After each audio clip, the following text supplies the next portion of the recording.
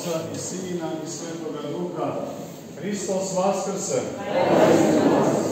Draga braćo i sestre, danas je nedelja o slepom, jer crkva propoveda i blagovesti čudesnu priču i događaj o isceljenju slepoga čoveka od rođenja i šalje poruku svakoj ljudskoj duši, poruku o telesnom, ali i o duhovnom slepilu, koje mnogo puta zbog greha i tame vlada među rodom ljudskim.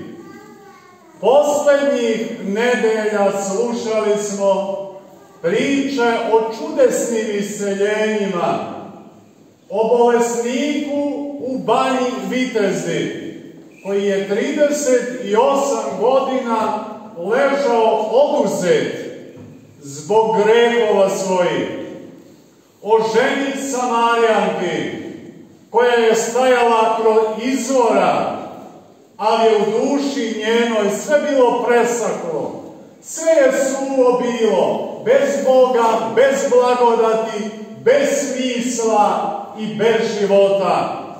Nju je Bog napojio vodom živom, božanskom blagodaću i otvorio njene duhovne oči i kroz nju spasao celu porodicu i jedno selo.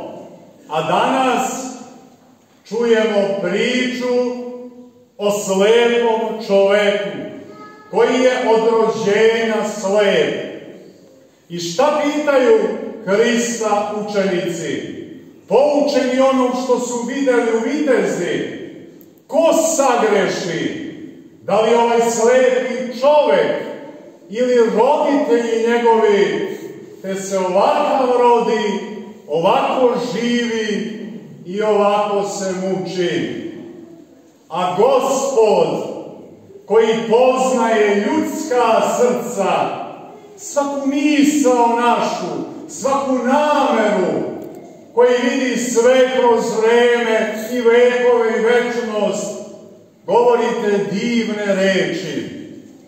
Ne sagreši ni on, ni roditelji njegovi, nego da se javi milost Božija, pokaže slava Božija i vidi čudo koje Bog čini među rodom ljudskim.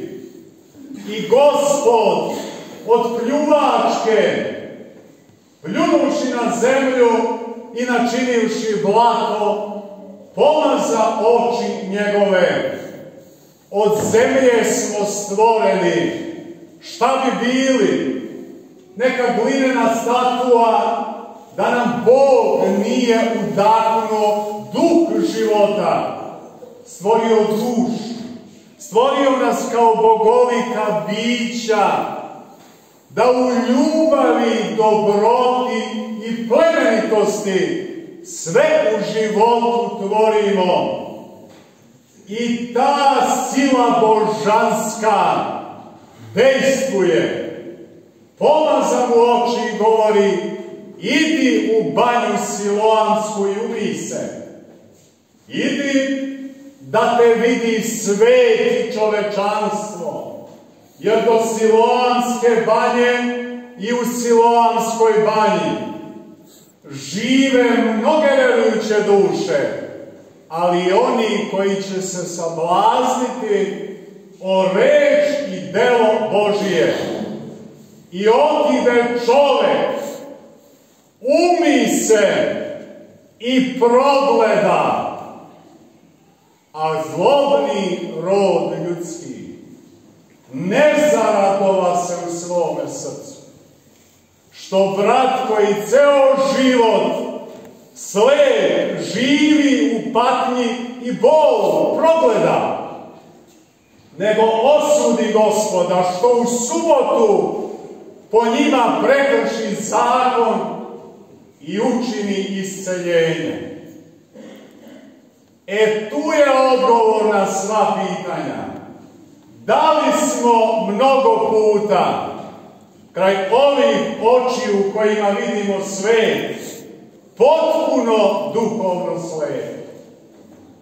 Vrlo je bitno u životu o čemu razmišljamo, o čemu govorimo, šta čitamo, šta gledamo, sa kime razgovaramo, kome vreme i život posvećujemo.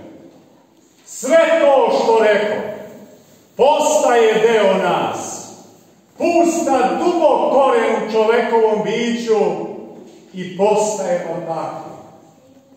Ako o Bogu razmišljamo, ako ljubavi imamo, ako sebe preispitujemo, ako se borimo sa svojim slabostima i želimo da budemo ljudi Božji, Bog daje blagodat, otvara duhovne oči, daje snagu da ideš kroz život. I tu je uspeh, sreća, blagoslov i istinsko zadovoljstvo. Braćo i sestre, skoro sam dobio jednu poruku od čoveka koga ste vi imali priliku da upoznate. Govorio je reč ovde, svetu, produhovljenu, uzvišenu iz srca i duše. Spremili smo mu tamo neki dar ljubavi i neki mali novčani dar da ne vide oči njegove. I napisao mi ovako: nikada ni od koga nisam uzeo novac za reč koju propovedam.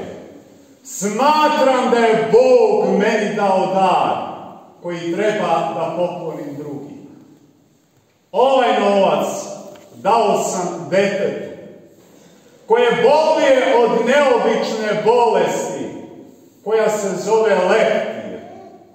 Celo telo njegovo svakoga dana mora biti potpuno previjeno gazom koja se jedino proizvodi u Švedskoj.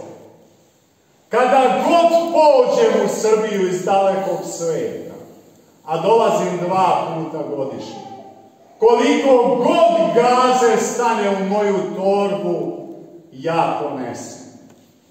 I uvek, kogod želi da pomogne, ja ga uputim na to dete. Ali poruka sljedeća je najbitnija. Pomenite u molitvama dete po imenu Pavle. Evo slučaja bolesti. Neko će se sažaliti, okrenuti glavu i otići.